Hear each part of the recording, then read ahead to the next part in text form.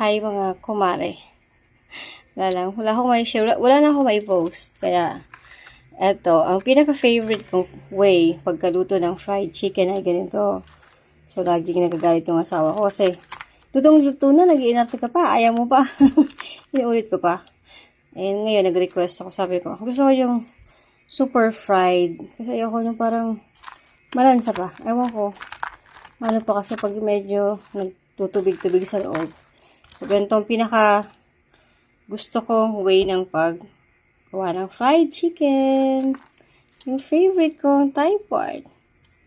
Yan. Kakainin ko na sana bago bago ako mag-video kaya, ayan na, kita nyo? May putol na siya. Dapat kakainin ko na. Yan. So, pagkakain ko, matutulog na ako kasi mag-start ng shift at 1 a.m. So, mga 12 ng hating gabi. Gising na ako. So, eat tayong lahat.